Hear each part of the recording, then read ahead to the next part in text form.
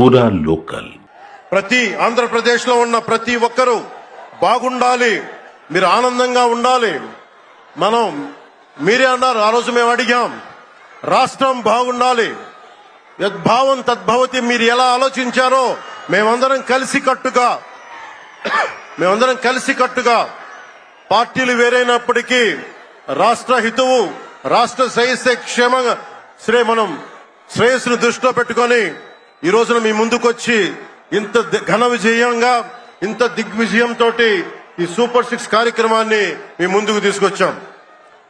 దీని సూపర్ 6 కార్యక్రమానికి సంబంధించి భవిష్యత్తు రాయలసీమ వెనుకబాటుతనం గురించి, దానికి నీటి సౌకర్యాల గురించి, పారిశ్రామిక గురించి గౌరవ ముఖ్యమంత్రి గారు మాట్లాడతారు.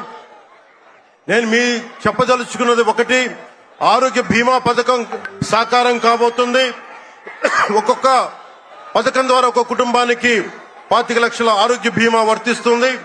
అలాగే పర్యాటక రంగంలో కూడా మనకి దాదాపు 10,000 పైచులకు పెట్టుబడులు ఆకర్షిస్తున్నాం. అలాగే పంచాయతీ రాజ్ శాఖలో కూడా పల్లె పండుగ ద్వారా 13,300 గ్రామ పంచాయతీలని గ్రామ సభలు నిర్వహించి రికార్డు చేసి 2,007 కిలోమీటర్ల బీటీ రోడ్లు, 4,000 కిలోమీటర్ల సిసి రోడ్లు చేయగలిగాం. 1,55,000 నీటి కుంటలు నిర్మించి 1 టీఎంసీ నీటిని వర్షాకాలం నిల్వ చేయగలిగాం. అలాగే మూగజీవాల దాహార్తి తీర్చేందుకు 15,000కు పైగా నీటి తొట్లు నిర్మించాం. 22,518 మినీ గోకులాలు చేశాం. అడవి తల్లి బాట కార్యక్రమం గౌరవ ప్రధానమంత్రి శ్రీ నరేంద్ర మోదీ గారి సహకారంతో, ముఖ్యమంత్రి శ్రీ నారా చంద్రబాబు నాయుడు గారి నాయకత్వంలో కూటమి ప్రభుత్వం 1,005 కోట్లతో ప్రధానమంత్రి పిఎం జన్మన్ పథకం, మహాత్మా గాంధీ జాతీయ ఉపాధి హామీ పథకం ద్వారా రాష్ట్ర ఉపాధి హామీ పథకం 625 గిరిజన గ్రామాలని అనుసంధానిస్తూ 1,069 కిలోమీటర్ల రోడ్ల నిర్మాణం జరుగుతోంది.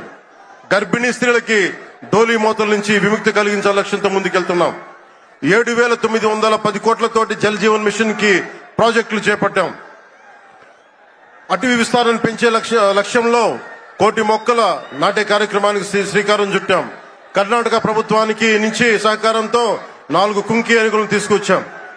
అలాగే శాంతి భద్రతల పరిరక్షణ వ్యవహారంలో భేదాలు చూడకుండా ముందుకు వెళ్తామని శాసనసభ సాక్షిగా గౌరవ ముఖ్యమంత్రి శ్రీ నారా చంద్రబాబు నాయుడు గారు స్పష్టం చేశాం.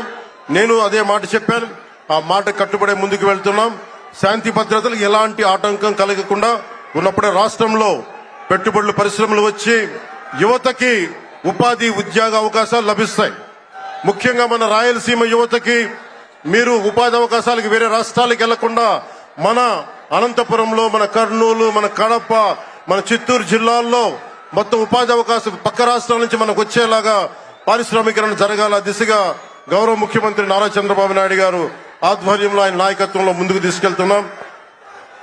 కూటమి ప్రభుత్వం ప్రతి అడుగులోనూ త్రికరణ శుద్ధితో పనిచేస్తుంది. గౌరవ ప్రధానమంత్రి శ్రీ నరేంద్ర మోదీ గారి వికసిత్ భారత్ విజన్ దిశగా గౌరవ ముఖ్యమంత్రి శ్రీ నారా చంద్రబాబు నాయుడు గారి నాయకత్వంలోని కూటమి ప్రభుత్వం ముందుకు సాగుతూ 2047 నాటికి ఆంధ్రప్రదేశ్ ని దేశంలో నెంబర్ 1 రాష్ట్రంగా తీర్చిదిద్దుతామని మీ అందరికీ తెలియజేసుకుంటూ జై భారత్, జై హింద్.